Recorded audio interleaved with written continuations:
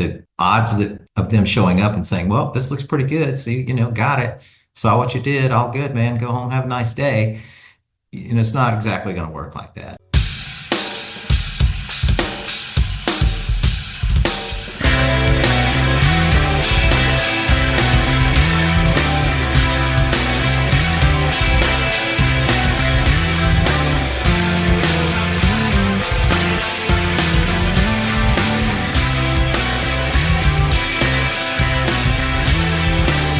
Welcome to episode 16 of the Frugal Firearms Podcast, the podcast designed to help you enjoy the shooting sports and save money at the same time. But today's topic is going to be really about saving money in ways that, unfortunately, most people haven't thought about. When you think about trying to be frugal, you might be thinking about, can I save $100 here? Can I get a good deal there? Maybe I get some free stuff here. Well, have you thought about bankruptcy?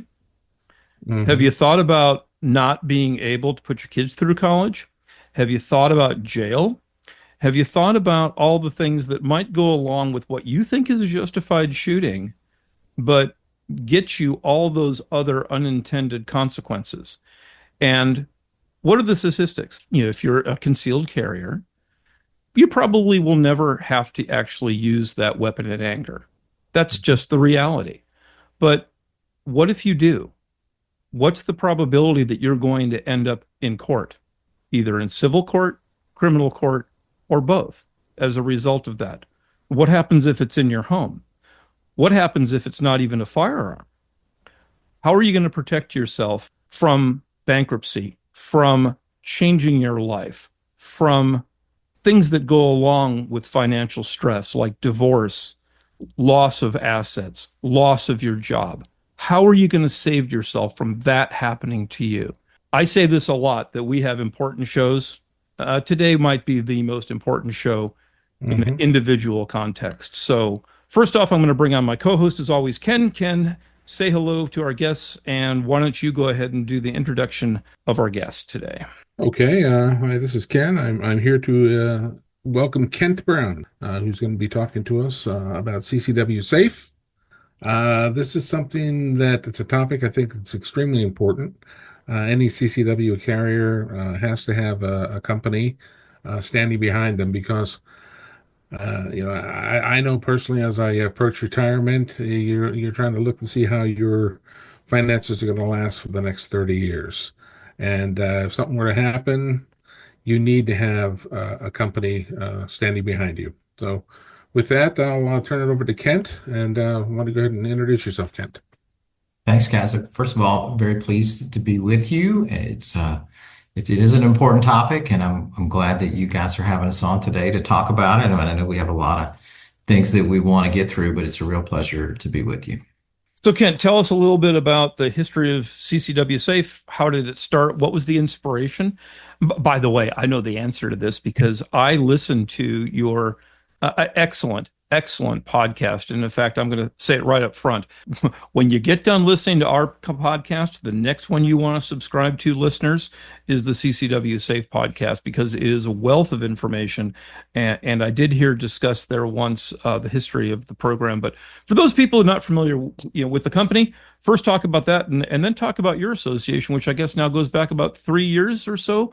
You have been the CEO?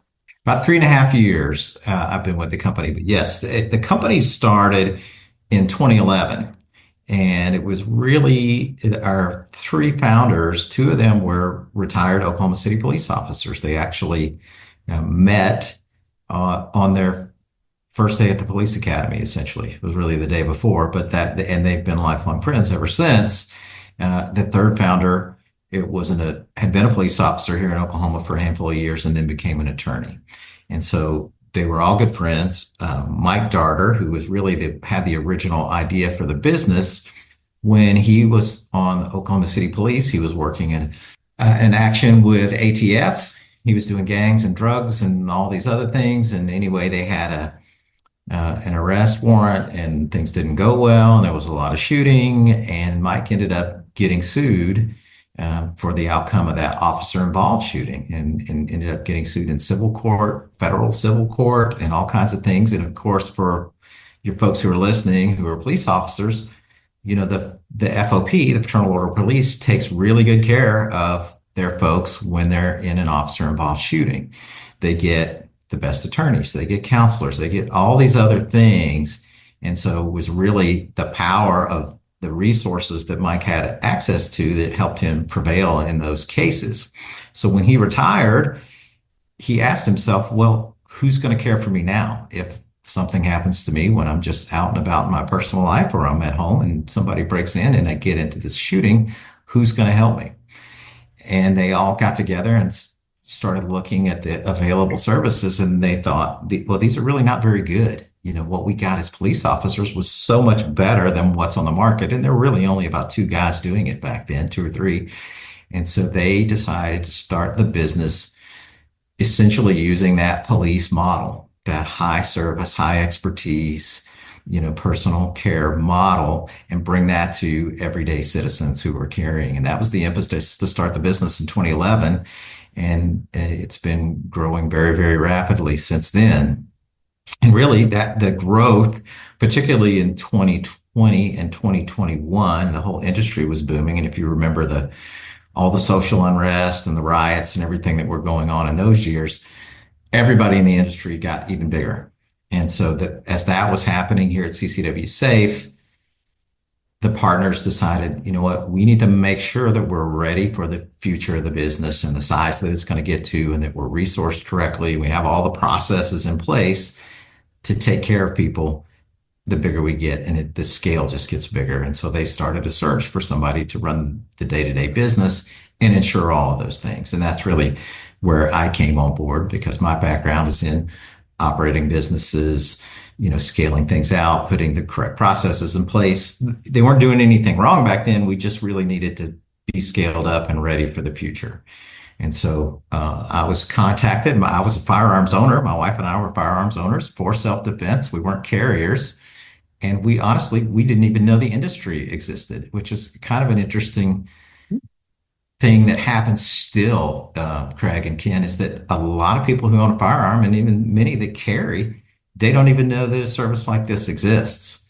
And I can remember when I was interviewing to come here, my wife said, you have to figure out if that's a good place to work, and those are the right people to work with and for. She goes, that's up to you. She goes, but we're going to be members. We're going to join this thing, even if you don't go to work there. Because she said, I had no idea that if we use our firearms in self-defense like this, that this kind of stuff could happen to us. That I just thought self-defense is self-defense. Why in the world would I need an attorney? Why in the world would I get arrested if I've done all these things correctly and just defending myself? And so it was an eye opener for us then. And of course, and then in the last 3.5 years, the business has continued to grow, and we've done all kinds of new and exciting things. But we'll talk about that. The awareness of the industry is still relatively low, and you guys know these numbers. So concealed carry permits in the U.S. approximately 24 million, 23, somewhere in that range, right? Mm-hmm. Low to mid 20s.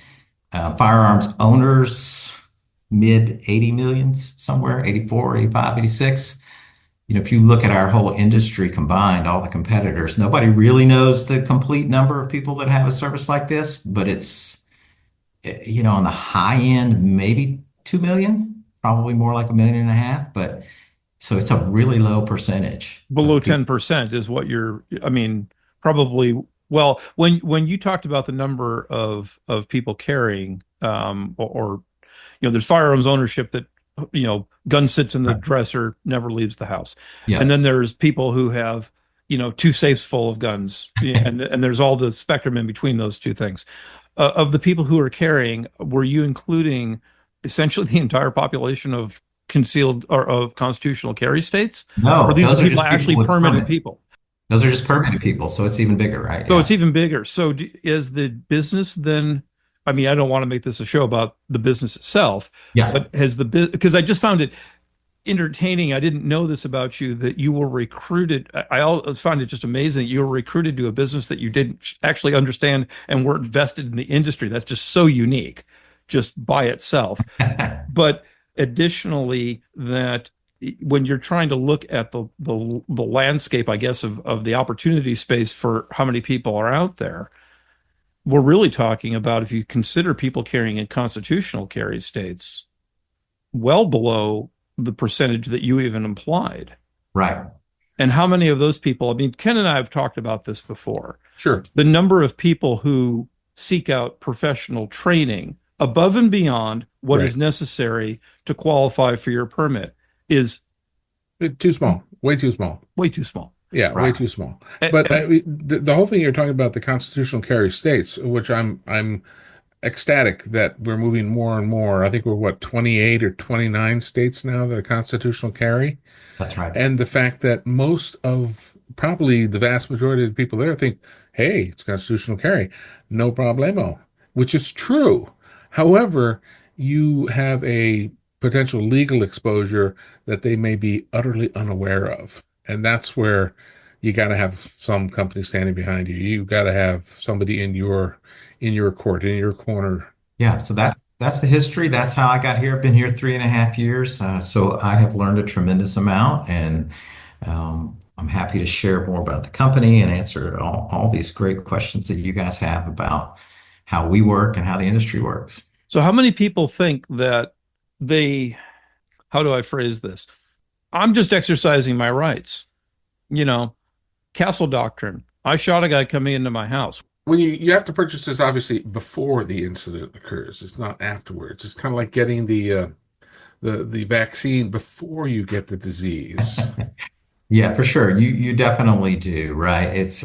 I always use the different analogy, which is, right, you're hoping you never get in a car accident, but you don't get in one and then call Allstate or State Farm and sign up, right? It's over. Right. Too late. We don't sell insurance, but the principle is similar in terms of you just need to be a member. Now, people who are members, right? They're hopefully not just waiting on whether they have an incident or not, because we have a tremendous amount of educational and training resources for them to partake in, and hopefully make them more educated about self-defense, learn from others, and be better prepared should they ever have to face it. So whether it's, de-escalation or withdrawal or whatever the tactics are, there's things that we want them to study and learn in case they ever do have an incident. And that's really a big part of the business, right? I mean, most of our members are not going to have an incident. Right. So we definitely stress that. We have a weekly newsletter that comes out where we're publishing new content all the time. And hopefully they'll never get to the point where they have to call us with an emergency. No, absolutely. I mean, it would be the last thing I would ever want to do. Walk away, back off, leave if possible. But it's the absolute last resort to protect you or your family. Other than that, everything I have, cars, whatever it might be, not worth it. I will try to walk away. The other thing is, and people don't know this about when you get the cops show up. Really, anything you say, they will can and will be used against you. So one of the things that I think it's important is that you know what to do after an incident occurs. Obviously, you call the cops, and you're probably call number 2, and then you literally say very little or almost nothing until you actually are represented by a lawyer. Yes, it's really true. I would say when I speak to people about what's the first thing I should do after this incident occurs, the first thing is, make sure that you're safe, right? True. Sometimes you're still near the person, or whatever. Maybe you've withdrawn, maybe you got to make sure that you're safe, because that's the whole purpose of self-defense. And so once you've done that, then you want to call 911. Absolutely. And by the way, you want to be the first to call 911. So if you're involved in an incident that's a little lower scale, maybe you didn't use your firearm, maybe you used something else, you don't want to be the second to call. You don't want the attacker to call first, because sometimes they do. Sometimes they perceive the incident very differently. And then the police, have been known to have sort of a mental preset on, well, this guy called first. So, we may presume until we get there that they were the victim. rather than the second person who called. Now, over the long term, that won't be the case. They'll sort out what happened, but we Sure. always want you to be first to call 911. Then you call us or whomever you might belong to. And then, the fourth thing I tell people is, depending on the circumstances, if you're safe or whatever, if it's possible to render aid to the person, even though you've just had to defend yourself against them, or make sure that when you call 911 that you're reporting their injury or the severity of their injury so Hmm. that they can get the right resources on the way. So just because you had to defend yourself against them, it's still a good idea to make sure that they get the care that they need. Yeah, that can be an important point in a trial, actually, showing that you did have a concern for Mhm. that other person's life. That will play Um, well in court, absolutely, I would imagine. I don't know if you have any statistics on how many juries have been swayed by the after action persona of the person who was actually involved in the self-defense incident. Yeah, I don't have any statistics on that, but you're correct, right? It can absolutely be a factor. It just in the same way that fleeing the scene and not reporting it to the police is going to be a huge factor. You don't ever want to do that. If it's mhm. really a self-defense situation, it's fine to withdraw and get safe, but you need to be calling 911 immediately. You can't just disappear and then hope nobody finds out about it. That is a terrible strategy. Right. And that will really almost preclude you, in some cases from a self-defense claim. So you really have to just do a few basic things, which is call 911. You want to let them know that you're involved in a self-defense incident. You want to let them know if someone's shot or injured and tell them where you are. In some cases, it's a good idea. Tell them what you're wearing, identify yourself so that when they get there, they know who they're looking for because there's Hmm. bound to be multiple people there. You want to secure your firearm or make sure that you're dealing with that correctly before the police show up. You don't want to be standing there holding your gun out in front of you when the police show up because they don't know who's who. Right. They're trying to protect themselves when they show up.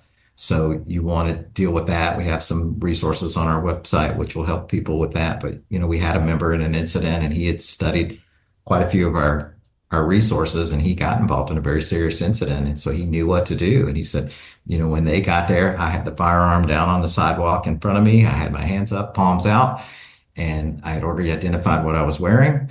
And when they got out of the car and they said, get on the ground, I got on the ground face down, nowhere near that firearm. And, everything turned out great for him. But in the process, they don't know who you are and what your intentions are. So just because you think you're completely justified, you still have to do some things in a way that give them, a peaceful feeling about the situation in as much as possible. I mean, obviously, yeah, your weapon should be put away, perhaps on the ground, and do whatever the cop says, all of that. Anyway, I was just about to say, as a side note, as a CCW holder, you obviously, as soon as you get arrested, or you may get arrested, or maybe not, but as soon as this process starts, it's a year, two, sometimes it's a long process. But one of the things about it being a CCW holder is that you shouldn't usually only have a single firearm on your CCW license. Okay. You should usually have at least two, sometimes three, whatever you have. And the reason is, whatever happened for this in this incident, that firearm now becomes evidence and will Mhm. be taken away from you. So if you're live in a state that requires a CCW, and all of a sudden you don't have one, and maybe you just torqued off the local motorcycle gang or whatever it might be, you want to have the ability to have something else that's on your license.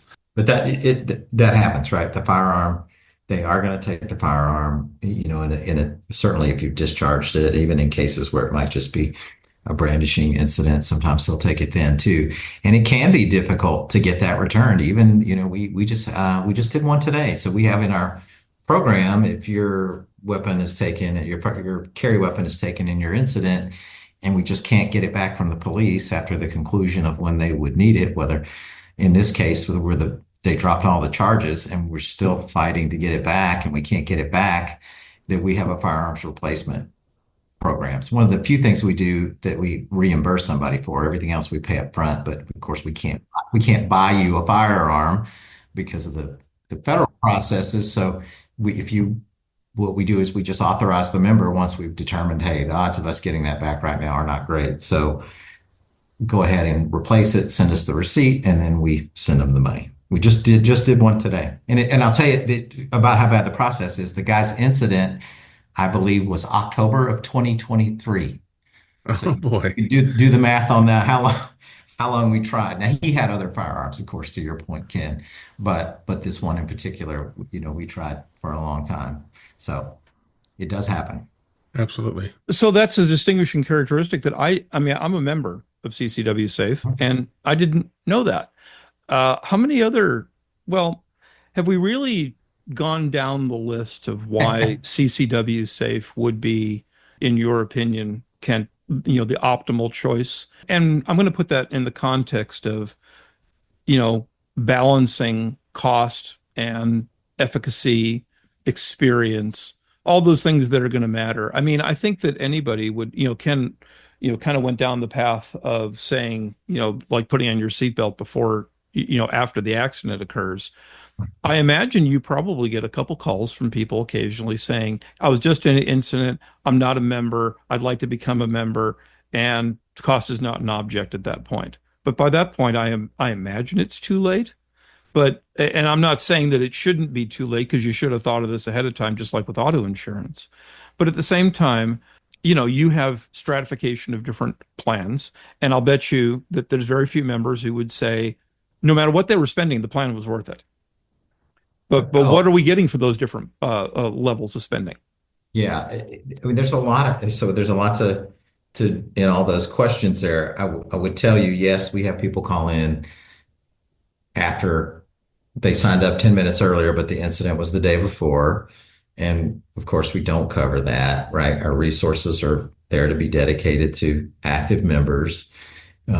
So that does happen. We've had people call in like that. And of course, we're not going to cover them because they're not a member or they joined after the incident. And some of those people cancel. They're like, oh, I don't, right. They didn't cover me. Well, wait a minute. You weren't a member. And then some people have an incident on their own and they call in and join and they say, I know this, you guys are not covering this incident, but I can't afford to go through this again by myself should this ever happen. And so sometimes that works both ways where people are like, I need to get this because who knows if I can handle this again. Even if it was a low level incident, a lot of times that's enough to inspire somebody to look for assistance should they ever have to face it. But you had a question, and we had some questions we talked about, and I think one of those was really what are the elements of a comprehensive self-defense Hmm. legal services plan, and I think that's a good place to start. For us, the sort of table stakes as we look at it, and not everybody offers this, is unlimited legal defense funds paid up front, no out of pocket for the member. So anything, whether it's attorney's fees, expert witnesses, investigators, exhibits, all the things you might need in the worst case scenario trial, those should be unlimited funds with no caps, no out of pocket for the member, because otherwise, what's the point? So the industry 10 years ago was not like that. CCW Safe actually innovated that. That was one of the reasons that they started the business with it, because I think at the time, and I don't remember who they were looking at, it's really irrelevant, but whoever they looked at as a baseline, and probably in 2010 or 2011, it was like capped at $150,000. Well, all our founders had been officers and attorneys. They knew $150,000 is not going to get you through a trial where you could be facing a murder charge. It just isn't going to do it. It won't cover it. And so they started the unlimited, and then other people followed that. And then even one of the bigger providers in the industry does unlimited attorney's fees, but they have a cap on investigators and expert witnesses. That stuff gets really high too. And so the cap that they have, we think is too low. So we don't cap any of that. So that's table stakes. You got to have that. For us, we're looking, if I was selecting, I want someone who has the ability to get me the best local attorney for the circumstances that I'm in. So there's people in the industry that are like, oh, I'm an attorney in this state, but I'm going to work your case in another state. There's an advantage to having a local attorney. Of course, they need to be qualified, but who knows the people in the DA's office, who knows the people in the courthouse, who knows the homicide investigators, that all these connections are going to facilitate better process and potentially better outcome for the member. So if they're not getting you a local attorney and they're not really helping you get that attorney, that should be something that's a bit of a red flag. Some people use lists of attorneys. The challenge with that is, okay, they send you a list of 10. Are all 10 of those good for exactly what you did in exactly the location you were in? Maybe, maybe not. You mean they leave it to the customer to figure out which of the 10 they want to call when they're They under do. stress and making bad decisions? They do. And of course, think about, Craig, potentially you could be in a jail cell. So now the list goes to your spouse or your sister or, whoever. What are they going to do? How are they going to know, much less you're going to know? And to your point, it's a super high stress situation. So our model is different, right? We have in-house counsel. They're not your attorney but they locate and vet the best attorney in the local area for your specific circumstances. And people always ask, well, what does that really mean? Well, let's just pick a major metro area, whatever, Chicago. So if we had 3 incidents in Chicago in the same day, which thank goodness we don't, one could be a brandishing incident, one could be a lethal shooting that may end up in a murder charge. Those are going to be two different attorneys. Can the guy who handles the lethal shooting and has trial experience in a self-defense case with a murder outcome handle the brandishing? He probably can, but he probably isn't going to take that case. And so we're dialing it into the specific circumstances of what's happening for you, and it's local. And so we vet them. The member gets a chance to have some input if they want. We do have members who have a preferred attorney. We keep that on file. We do a little vetting of those just to make sure. And there's been many occasions where we've used the attorney that the member wanted. We've had some occasions where we've had to say, no, this is the guy that did your divorce. He's not really who we need in this circumstance. And they understand. So the member gets input. It's not as though we say, hey, this is the guy and you don't have any choice.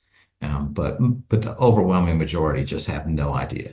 Just like you probably know somebody maybe who did your will or, helped your kids with an apartment lease, right? I mean, these are all fine attorneys, but they're not who we need in these circumstances. And you don't know a criminal defense attorney with the right experience, but we do. Have you had situations where someone has wanted to change their attorney? And did you help We them do have. that? Okay. Yes, we do. We do. Absolutely. And it's very rare, very, very rare. So, but the member can absolutely call in and say to let us know what's going on. If they're for some unforeseen reason, it's not working out for them, it is an option to change. Everybody needs to be happy with them. We will always make sure whoever it is qualified and experienced for exactly what we need. And we're very, very, very, very, very picky about who we select.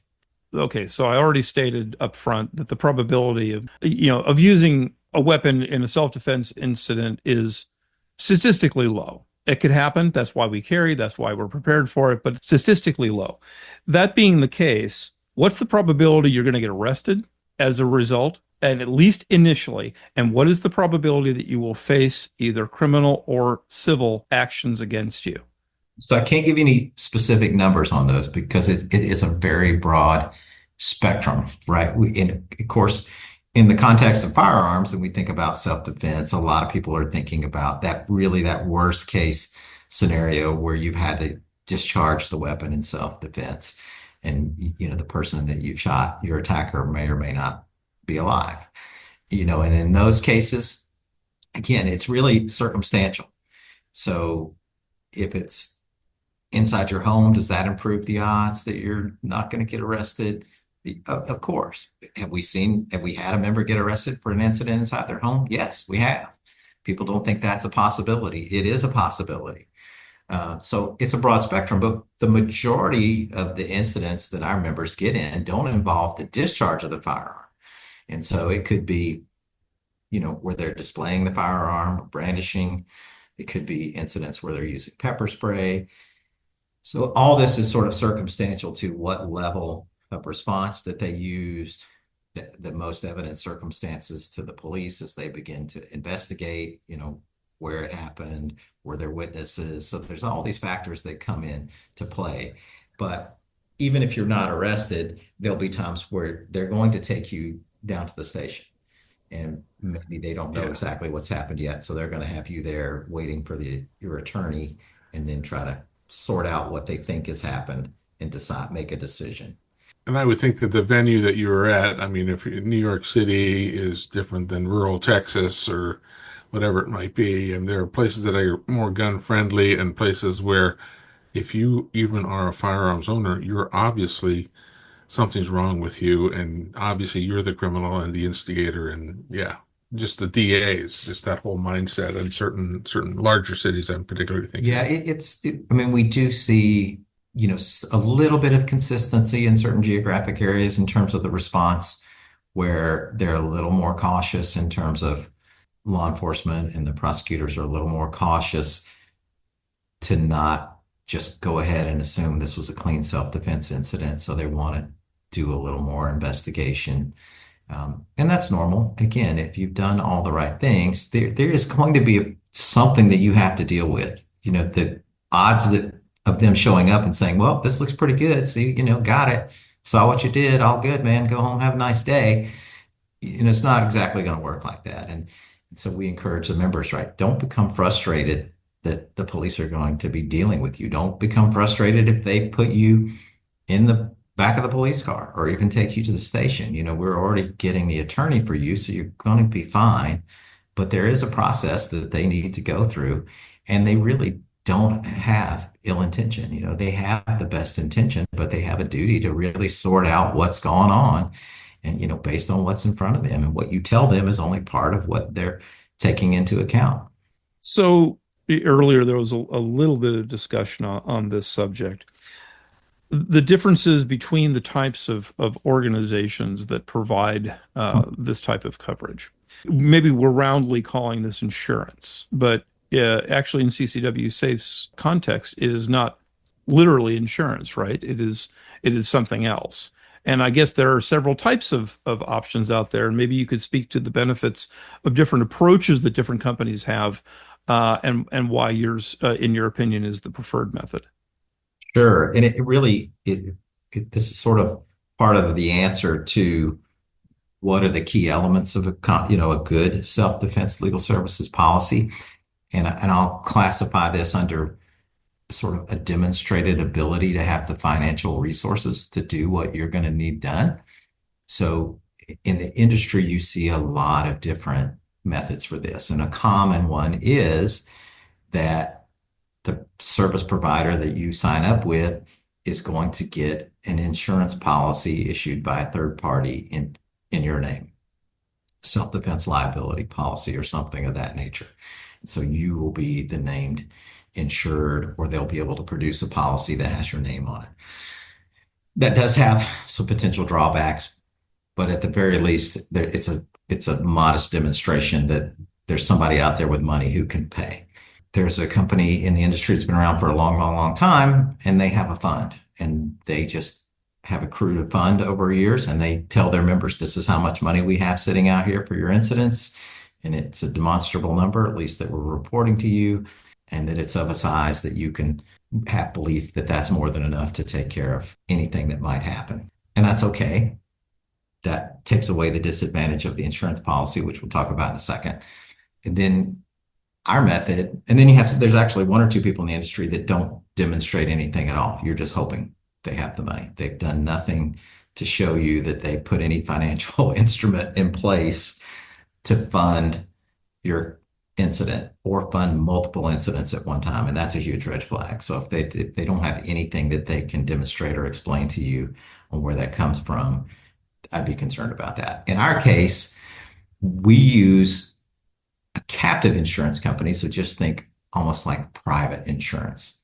So it's an entity that our owners created, that all it does, its only insured entity is CCWSafe. So it allows us to provide benefits to the members according to our terms of service, and it funds all that. So I literally pay a premium into that insurance fund every year to allow us to do what we need to do for the members. And then that private insurance company, again, CCWSafe is its only client, reimburses the company for the things that I spend on the member's behalf.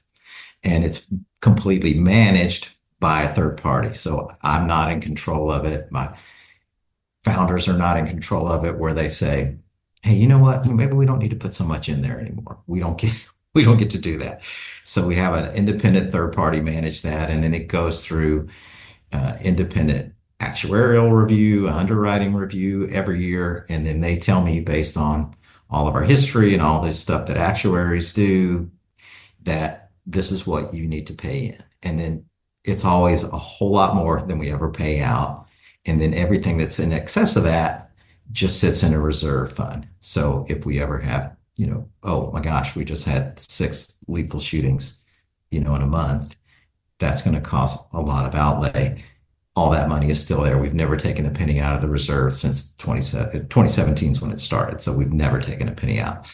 So that's how we have a financial tool for us to have the resources. What's different about that than having an insurance policy in your name from a third party through one of these other providers? Well, we're not selling you insurance. So we're not indemnifying you against anything. Our contract is our terms of service. So if you get involved in a self-defense incident, here's the things that we'll do. Here's the things that we'll pay for. Here's the resources that we'll, provide. In the real insurance policy game, they should be doing the things that they say they're going to do. The challenge they have is that there's an insurance board or insurance regulators in every state, and just you cannot insure or indemnify someone against the outcome of a criminal act. Okay, I didn't commit a criminal act. I was defending myself. Well, you could end up charged with a crime. Okay, so you're going to go to trial and you lose.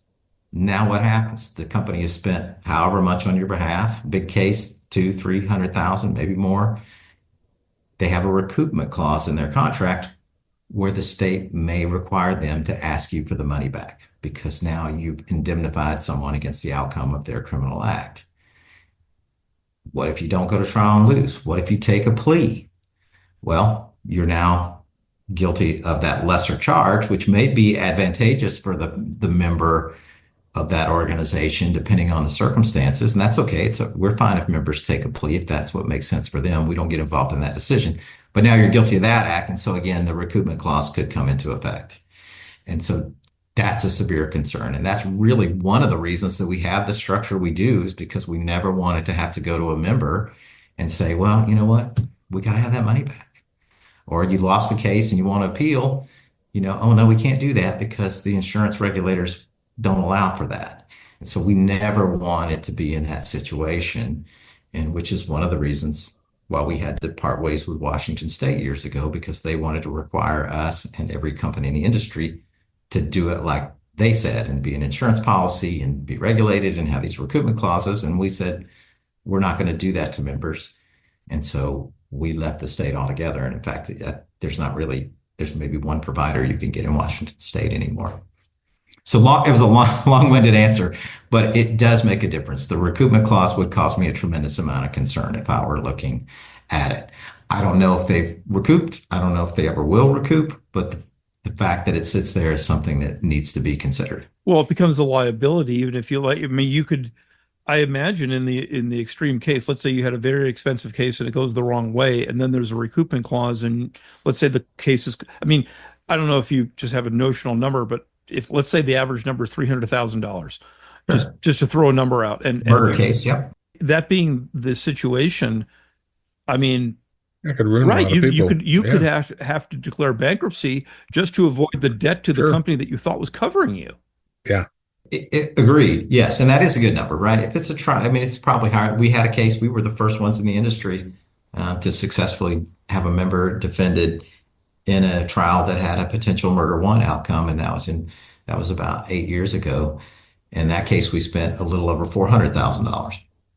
And of course, at the time, we didn't even have the setup that we have today. That was prior to that. We were just funding that through money that was in the company.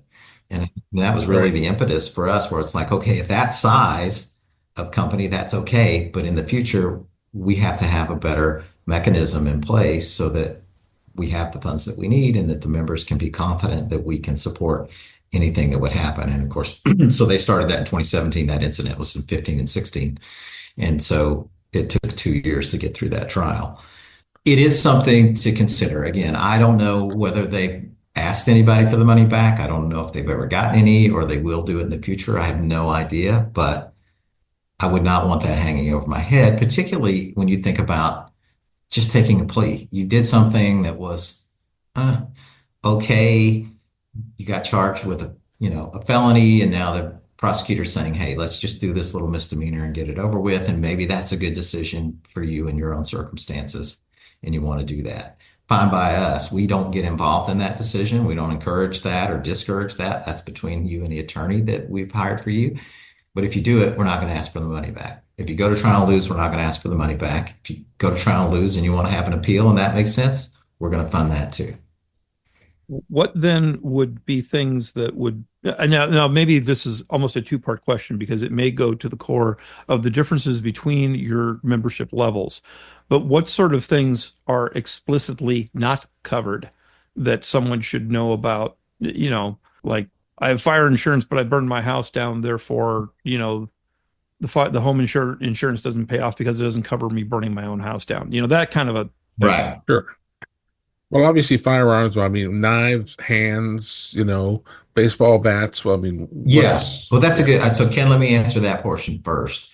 So, we cover, and it's really at the core of almost everything we do is a self-defense incident. So, it does not have to Sure. be firearms.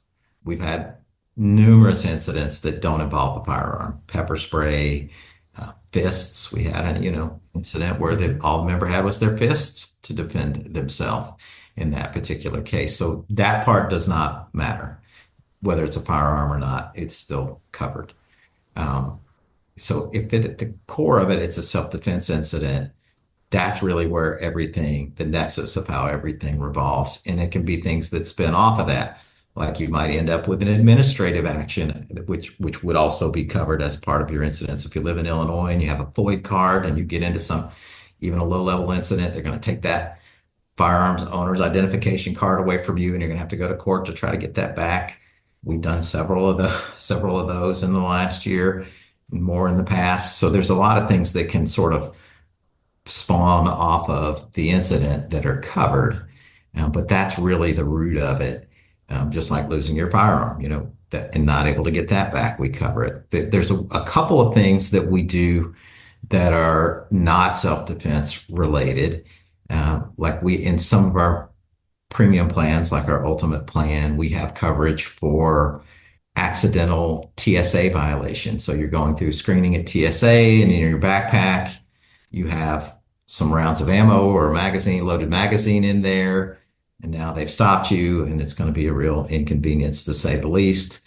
We have some funds available to help you with something like that because we were having members having that occur. And it is common that you just sort of forget, you grab that backpack and you don't know what's in there. There were some high profile cases with that, with a person with one round of ammunition wedged down, and they're in Bermuda. Mm-hmm. They entered the country, no problem. It was on leaving it that they found one round that was jammed in the bottom of a pocket or something like that. And then there was another one where it was a state legislator from Oregon or Washington, I think it was, who's going to, I think it was Japan or China, or some Asian country. I think it was China actually. And he had a firearm in his briefcase, and it went right through TSA, no problem. And he landed in China, I think it was, and it's like, oh no. And he actually discovered it about halfway across the ocean. And you're like, oh no, Now, this is not Oops. good. yeah, to be fair, we can't help you on the overseas. So TSA, Right. That's an international TSA needs to incident. catch it. But there have been those high profile ones where TSA doesn't catch it. We had a member, I don't remember the city, so I'll just use a pair as an example. This is close. They flew from Boise to LA, no problem. And same pack, maybe even a same day trip, pop down, went to a meeting, go to LAX to come back. And lo and behold, that TSA sees the magazine, but Boise TSA didn't even see it. So not only does he have to deal with that, he's got to deal with it in another state. So we have a provision, for a couple of things like that, where we just members, it was happening to them. And so it's a nice added benefit on a couple of our plans. But again, it's the core is a self-defense incident. The one question we get asked regularly, or not regularly, but periodically, is do we cover negligent discharge? And we do not. There's nothing self-defense about a negligent discharge. And so that is something we don't do. That's outside the scope of our coverage. And so, but most of the things our members get into do fall inside the scope of the coverage. And you mentioned, I think this was in the when we were talking about getting ready for the show, that there are certain states that you would not cover in, even if a person did hold a valid membership from another state. Yes. Should we like have a map in front of us that has, big red X's like don't go to New Jersey or something like that?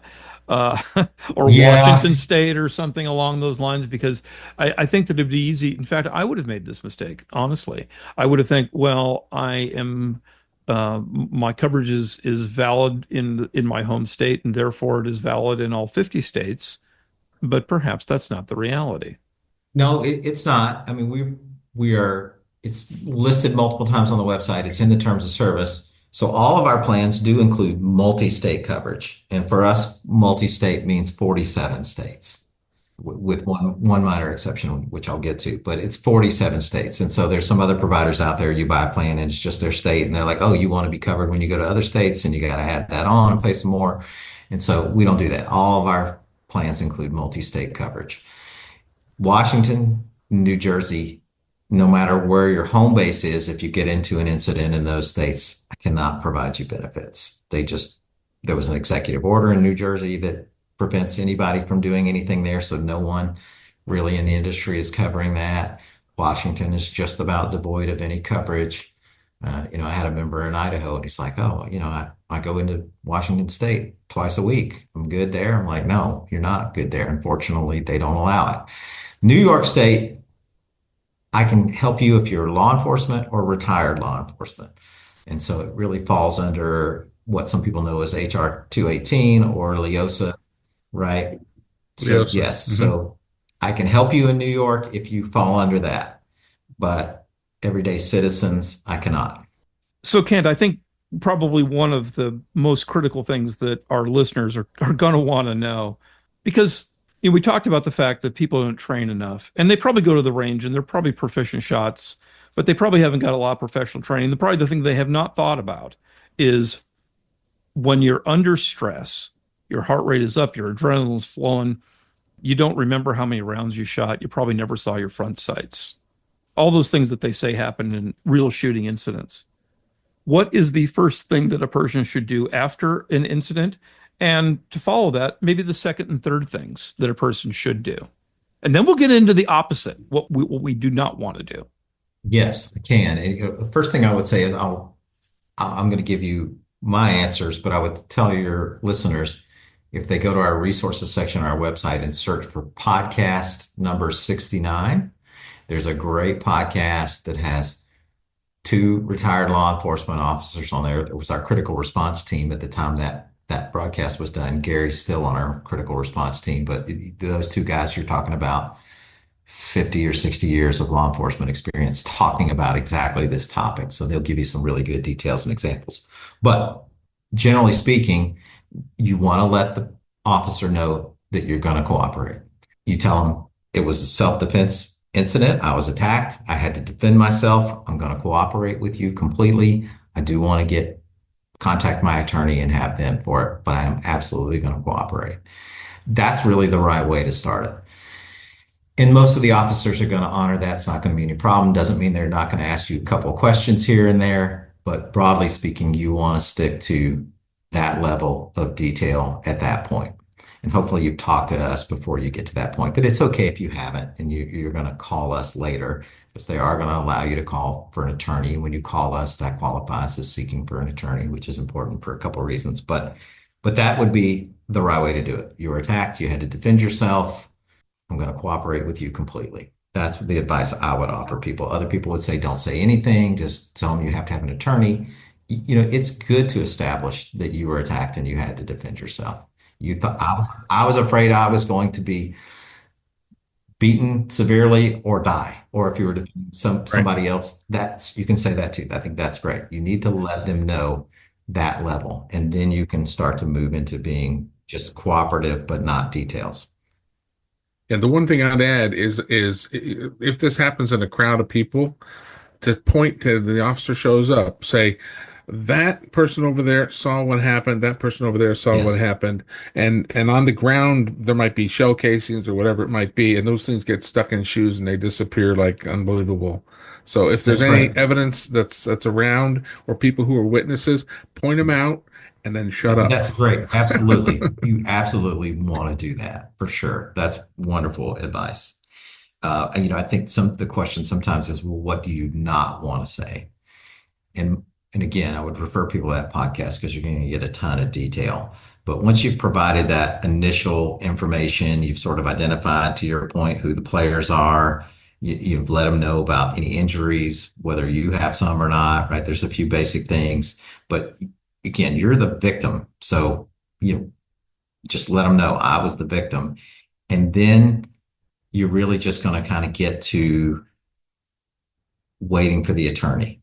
What people shouldn't, what happens, and you brought this up, Craig, right? The adrenaline is going, your heart rate is up, and you may be in the early stages of PTSD. I mean, you're in shock, right? You've just done this horrific thing that you never thought would happen. You don't remember how many times you fired. Don't talk about any of that because you're not going to get it right. Police officers, they get 2 sleep cycles before they have to answer those kind of questions in an officer involved shooting. That's the deal that the unions have with them. We don't have that luxury, but we have the luxury of saying we're going to wait for the attorney. So saying too much really is the thing that happens that people need to be wary of. Because maybe they want to justify to themselves and to others what they've done. They want to help.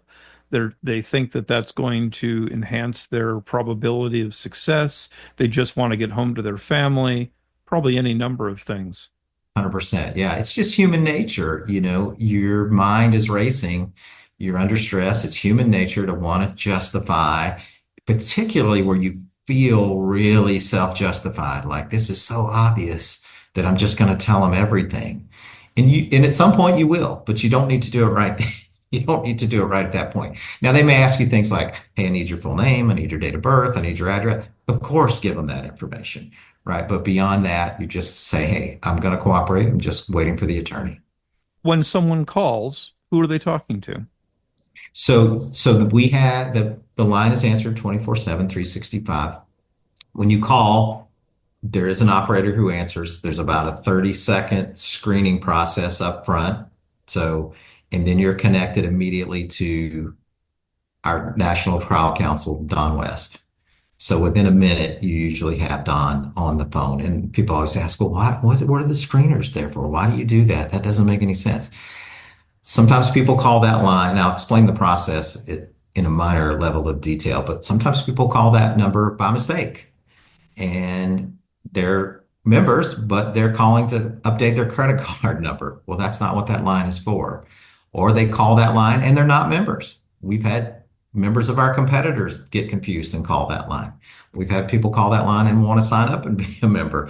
And so we just do some quick screening to get that cleared up. And then we want to get the current accurate contact information because what we have in our system may not be what's usable when you're in an incident. You may be separated from your phone. The police may have your phone. It may be someone calling on your behalf, right? And so we're going to need a phone number that in case for some reason we become disconnected, that we can contact you or contact someone who's representing you as a family member or something. So it takes about 30 seconds. We have a very specific instructions for the folks that answer that phone that we're not talking about the incident. They don't ask you, "Hey, what happened?" That is not part of the call at all. They ask you if it's an emergency, and if you say no, then they probe a little. But if you say yes, then we're off to the races. It gets connected to Don, and then that is a privileged conversation between Don and the member. And then if Don doesn't answer, my second attorney, Jennifer, she answers. We have a whole list and a protocol, so the phone is going to be answered, but it takes about a minute to get through to the attorney. longest minute of someone's life, but I'll bet you that, I mean, it's good that you're not just sending it to a call center and like, we'll get back to you, because that would just cause, yeah, I mean, you're already talking about shock and you just don't need additional stress at that point. And I will put in a plug. I mean, if, listeners, I'm advertising somebody else's podcast here. Listening to the CCW podcast is an absolute, worthwhile endeavor. And Don West is just fantastic. And, he has other guys on like Steve Moses and stuff, who, by the way, I trained with at TechCon last year in Dallas. And Steve is just you have a lot of fantastic people that are on your podcast. And just, I can't do it justice here. We're just really trying to introduce CCW Safe. And really the idea of, even if they didn't choose your company, getting some sort of coverage for themselves, because to not do so is irresponsible. But, it's one of those things. I'm going to tell you something else. The ethics of our show is, if we're talking about a product, we're not going to endorse that product and talk about that product unless we have experience with it. Well, it's a little different in this industry, isn't it? Because I'm not going to go out and get into, a self-defense incident so I can test out whether or not I like CCW Safe's service or not. Fair Because enough. that, and then try that for all the other companies. That's going to be expensive and unproductive. So, there Yeah, has to be a certain degree of trust here. absolutely. And I'll say you have to do a little bit of research, and you have to prioritize the things that are important to you. I answered the question earlier about some of the things that I think are the table stakes, the minimum things that you need from a provider. One of the things that we do, Ken and Craig, that nobody else does is we have what I'll call is a real critical response team that we deploy boots on the ground. So if it's a serious shooting or a lethal shooting, like you've shot someone then we're going to deploy boots on the ground to your location within 24 hours to start assisting you in person. And my critical response team, they're retired homicide investigators. Chris, who's my lead on that now, she was 31 years Oklahoma City PD. She was 17 years as a homicide investigator. And she's coming to your location, and she is going to look you in the eye, or your spouse in the eye, or whoever, and get the process rolling. She is not there to investigate the scene and investigate whether you did the right thing or the wrong thing. She is there for what the police would call peer support. She's going to start helping get things facilitated. She's going to explain the process. This is what's going to happen next. This is what the police are going to do. She might take you to your first attorney's appointment. She's going to be facilitating to make sure that the bond gets paid. We'll be there waiting for you when you come out. I can tell you a long story about a very serious incident with a member, but we're going to be there. She's going to make sure that you understand the things that you need to do to take care of yourself, the things that you need to do from a communication standpoint, and how to keep the information under control, how to be healthy, how to deal with the stress. She might be helping coordinate counseling sessions, which is something we offer to our members, particularly if you've been in a shooting and, God forbid, a lethal shooting. You need to talk to someone about that. Well, Chris is highly qualified to help select the right counselor. You don't need a marriage counselor. You need a trauma, counselor. You need the right person. If the incident was inside your home, Chris is going to be arranging someone in to come up and clean that scene up once the police release it back. And again, that's not a job for Mary Maids. I'm sure they're great for your day-to-day cleaning, but you need biohazard qualified folks to come in and deal with some of that kind of stuff. And so Chris is going to be there, or Gary, and they're going to be there working through all these things with you in person for a couple of days. And it really just makes all the difference in the world. And again, if you're in jail and you haven't had a bond hearing yet, they're going to be there talking to your family to get them prepped for what's going on. And it makes a huge difference. Anybody that's been through that with us, where we've deployed the critical response team, they tell us at some point later in the process that that was the difference between massive, unbearable levels of stress and being able to at least be as calm and relaxed as possible under the circumstances, because somebody is there with you, explaining what's going to happen, preparing you, and doing things for you that you don't need to be doing yourself. That you don't need your spouse stressed out with, how do I get this scene cleaned up? Who's the best, counselor? How do I make sure the bond is paid, and all that kind of stuff. Is this the reason that you ranked so high in the gununiversity.com rankings? That's one of the reasons. And again, nobody does that. I always say, because I guess maybe because we're very proficient at it and we have such an amazing expert staff, I always think, well, this is easy.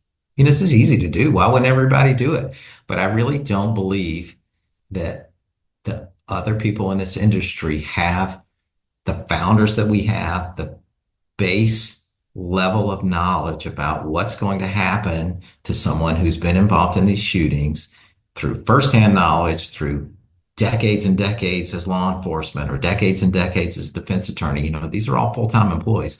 They just don't have that knowledge, so they don't understand the value of it, or they just don't want to do it.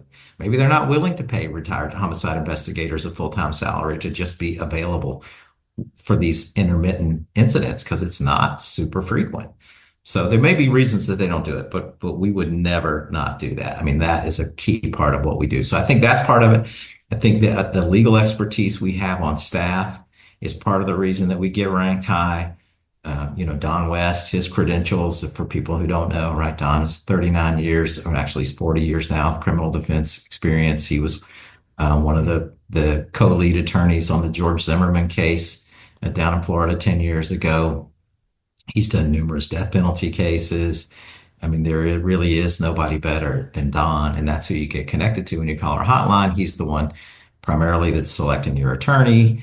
And so, people, they just don't have these resources. Their critical response team is I assume is more like people who are just going to process your paperwork.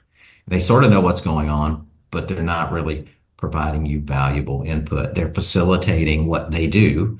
And we always say, those other people pretty much most of the time do what they say they're going to do. They just don't do the things that we do. And so it doesn't make them good or bad. They just don't do the things that we do. And I think that's the reason that you see the high ratings. And of course we have, unlimited funds. But, all of our plans now have a minimum of bond coverage of $1 million. So we pay the bond premium, which would be $100,000. Some plans don't. There's a very popular attorney who's out there trying to start a program and his bond is $500,000. People say, well, that should be enough. In fact, I've heard people say, well, if you're not going to get $1 million bond because your incident's so serious, they're not going to give you anything. Well, that is not true. I can tell you, we've had them, and it happens. And so we really bucket ourselves in three categories: deep expertise. Nobody has what we have. The holistic coverage, all of those elements I'm talking about, all the things that the critical response team does, the counseling, all those little things, plus all the big things. And then it really is personal care. Again, you get a critical response person assigned to you. They're with you through the whole incident and beyond. I mean, Gary will tell you, there are people that went through critical response 5 years ago, 6 years ago. Even the guy I talked about earlier, the $400,000 case, that murder case, it's 10 years later. We talk to him all the time. Wow. He's a friend. Really? We get Christmas cards every year. He does videos for us. He loves, evangelizing our service. But, Mike, who's the founder, Mike answered his call when he called in at 9 or 10 years ago, whatever that was. They talk several times a year, just talking about how's everything going, what's doing. He went through, I can't even describe all the things that he went through. But you mentioned it maybe really early in this call, right? The stress. So he ended up getting divorced in his process. He lost his job. He had taken someone's life. So all this stuff that he went through. I was with him in November last year. We were shooting some video and we were having a beer at the hotel afterwards. And I asked him, I said, after all these years, how do you still deal with it? If you do, what does that look like? And he said, he said, well, there was a point where it was every single day I would think about for years and years and years that I took somebody's life. He said, it's a little less frequent, but not, he said, it's certainly every week. I realized that I ended somebody's life and that person had a spouse. That person had kids. He said, now I'm 100% confident I'd be dead if I didn't do what I had to do. He goes, but you still deal with that you don't just counsel that away and forget it. And he said, so it probably will never leave me. And the interesting thing he said in that conversation too, is that he actually carries less after that incident, not more. And I think the weight of what he had to do affects that. He said, now look, it's circumstantial. I used to carry all the time. Now I'm just selecting the places that I think, are maybe more dangerous. And I don't need to carry when I just go to the grocery store or pick up the kids or whatever it might be. So uh, it was a really interesting conversation, but he's a friend of the business. And so I think there's a lot of reasons that Gun University would rank us number one. But, the Ryan Kleckner over there who writes their articles and reviews, he's a firearms attorney. He's a former special forces, and he has a really good understanding of the kinds of things that companies in our industry do. And so we're proud that he ranks us number one. I'll give you a little bit of credit here too. Your website is easy to navigate in terms of picking the plans. I did find it interesting though that like in my case it recommended the one that I have, which is the Defender plan. I thought, well, what if I want something more? I mean, can't I have more stuff? And Yeah. maybe have the Protector plan. It looks like you can do those things, but it's trying to maybe balance, getting back to the the frugal aspect of this is trying to balance the best plan for the circumstances that you largely find yourself in. I'm a citizen. Yeah. My situation would only be home defense or perhaps carrying in public, the Walmart or whatever the case might be. And it does a good job in that. But if someone does want more, the options, the add-ons are there. They are, right? And the Defender is the core plan. Yeah. Right. And the core benefits, like those table stakes things that I talked about earlier, right? Unlimited funds, no caps, critical response, ability to pay. That's in all of our plans. You don't have to upgrade anything to get the critical response team. You don't have to be in an upgrade to get unlimited funds for their defense costs. So that's the core plan. That's where you start. And you can, if your spouse is going to carry outside the home, you can add them to the plan. Right. If your spouse is she's covered as a courtesy, as are non-adult children inside the home. So you don't have to do anything for that. That's a courtesy in all the plans. Well, that's important to know. I don't think Yeah. people would. I didn't know that my wife was covered. Inside the home, she is. Absolutely. Inside the Yeah. home, Yeah. No, I didn't know that at all. Yeah. But if she's going to carry outside the home, we want to add her to the. She's not doing that. That's not Yeah. going to happen. And that's pretty normal. Not Right, That's gonna right. happen. Yeah. very, very normal. Yeah. And, actually, it's a little harder to find on the website, but let's say you and your wife were out to the movies or dinner or shopping or whatever you were carrying, and you guys got attacked and you became incapacitated for some reason, and she had took the firearm and stepped in, we would cover that too. Okay. Yeah, so it's a little harder to get that one described correctly, but Sure. we would cover that too. But it's So important. But it's an important consideration. I mean, when it you're, is. I think Absolutely. that some of the larger companies have fallen. I'm not going to name them because we don't disparage other companies by Sure. name on Yeah. this Yeah. show.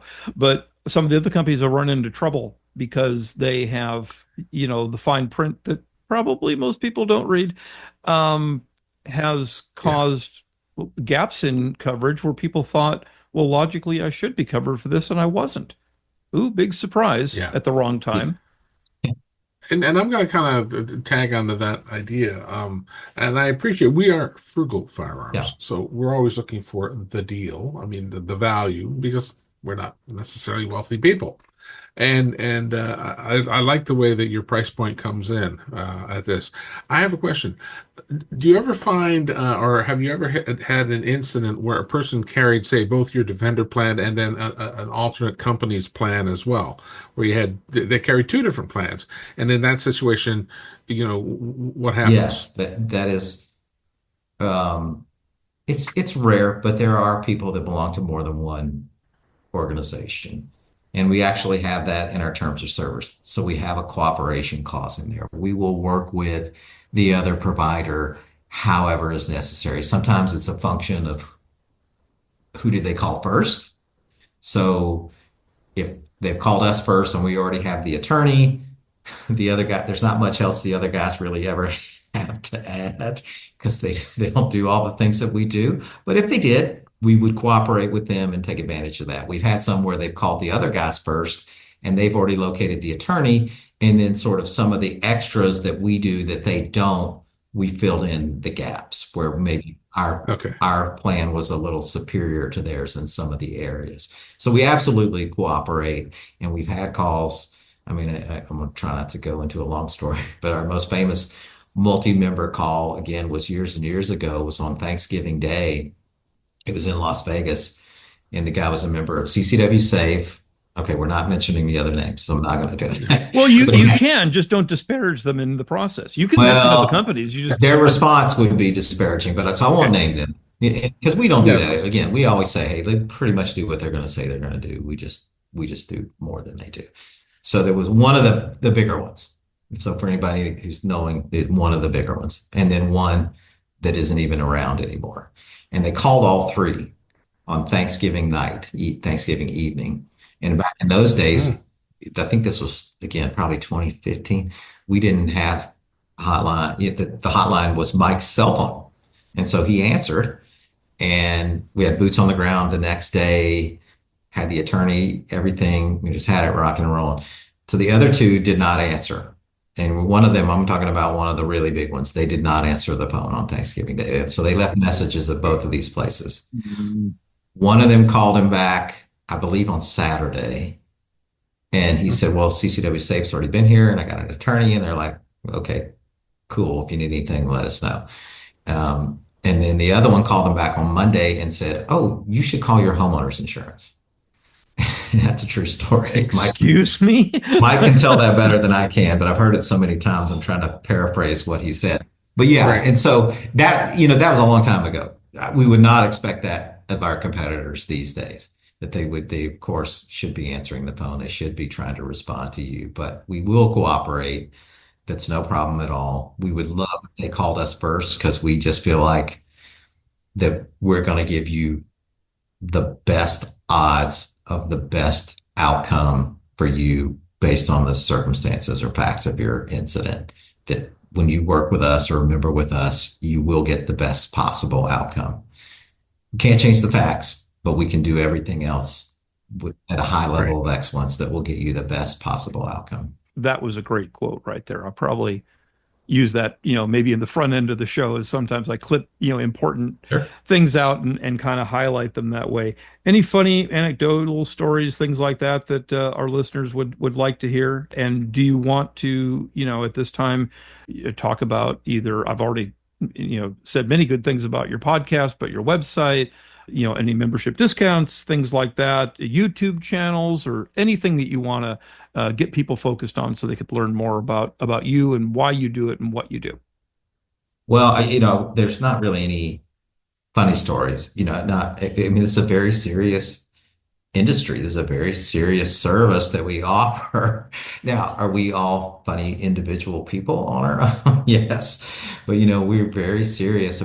We just exist to care for the members in what happens to them. And so we don't have any funny anecdotes per se. But I would tell you, in response to the rest of that question, people go to the website, even if you're a member somewhere else or you're an existing member, or maybe you never intend to be a member of any of these things because you don't think you need it.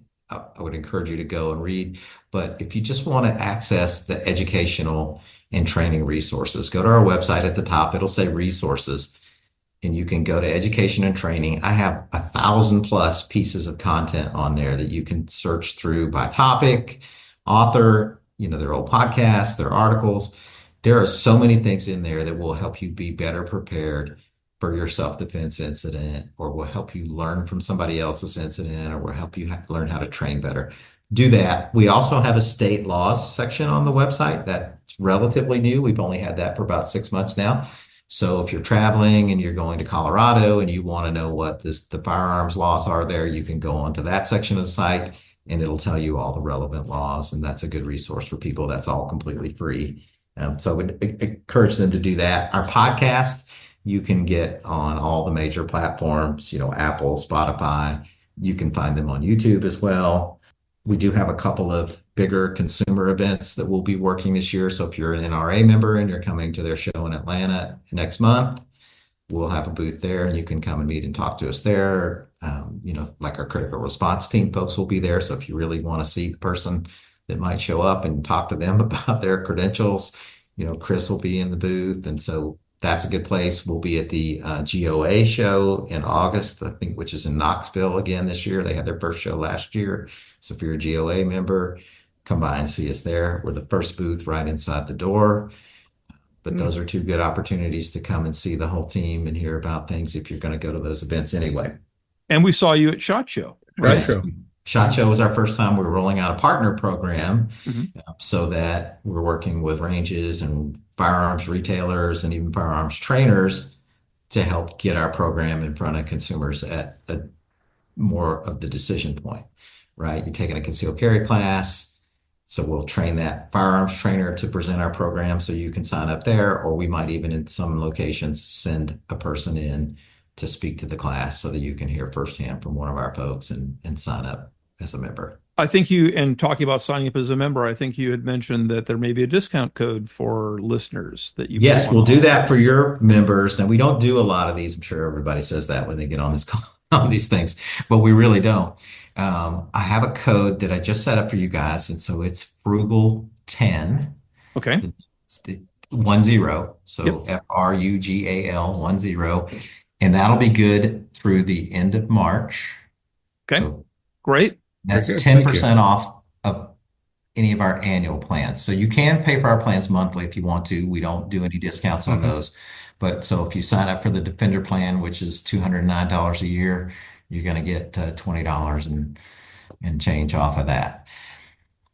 And if you sign up for the Ultimate plan, which is $519, you're going to save some big bucks, which is a bundle plan that includes a bunch of other add-ons in it.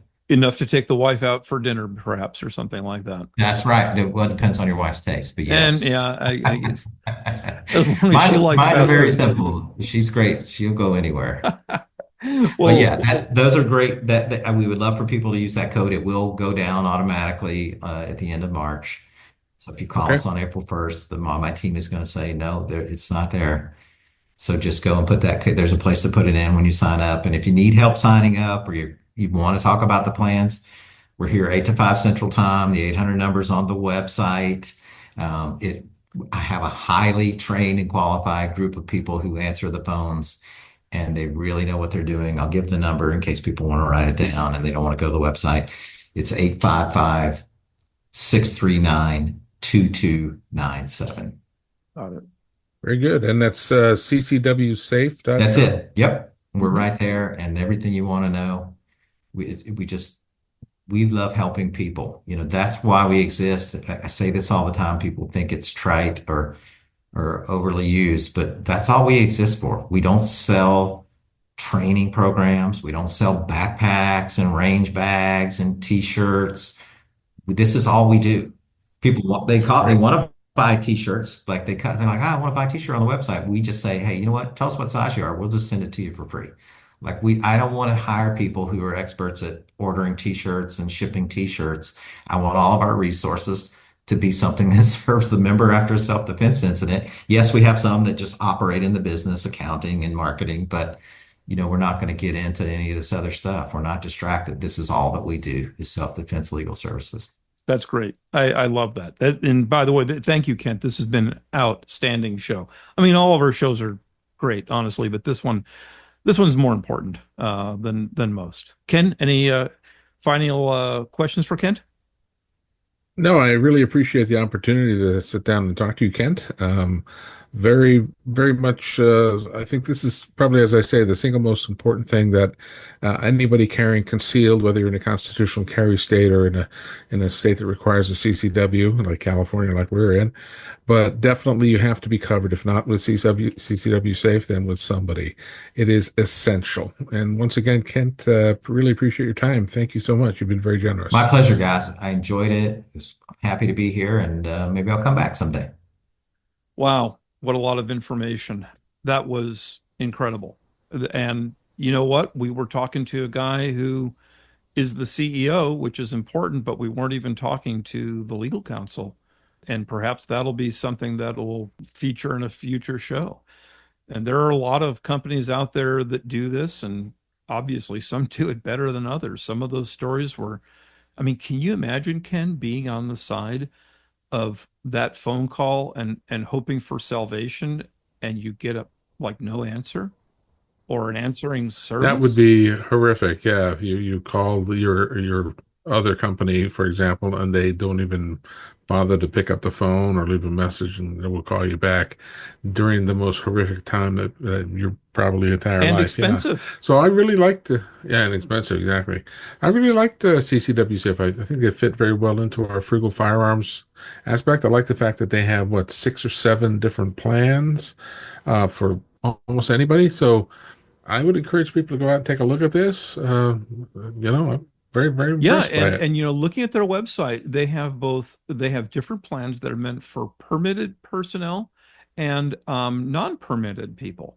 So Hmm. it's a total of I mean there's an HR 218 plan which is doesn't apply to too many people. Law enforcement for Yeah, retired it law doesn't apply enforcement. to a Yeah, lot of people, and they have one that's for House of Worship volunteer security teams. which sadly is more and more important these days. Yes. Other than that, yeah, you're right. There's six other plans, three in permitted and three in non-permitted personnel. So Hmm. there's a lot of variety here, and then you get to be responsible for it. It isn't just I have insurance, but I'm saying the word insurance. I shouldn't be. I have coverage. Coverage. I've also tailored it to my exact needs, and Exactly. I'm not going to mention the company, but I'm not paying for what I don't need. And if you've seen the commercials Right. on TV, You. then you know which company I'm Right. talking about. Okay. Let's go ahead and Yeah, close this one out, two man. excellent shows, both of them very important. Hopefully, the next show will be maybe a product-based show, something a little bit lighter, because these have been a couple heavy topics, honestly, but Indeed. important ones. So, thank you guys for listening. I want to remind everybody of the importance of subscribing, the importance of leaving positive comments, the importance of passing the word on, because this show only exists for the listeners out there. And as we grow the listener base, we get better and better guests because those people do ask questions about how many people are in your listening audience.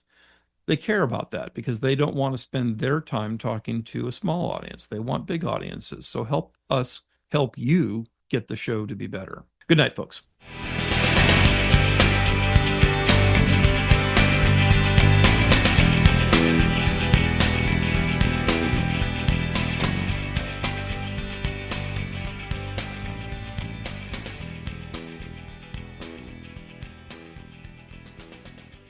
And I called Chris. I said, "You want to go? You got to go to the airport in like an hour." And she's like, I'm in.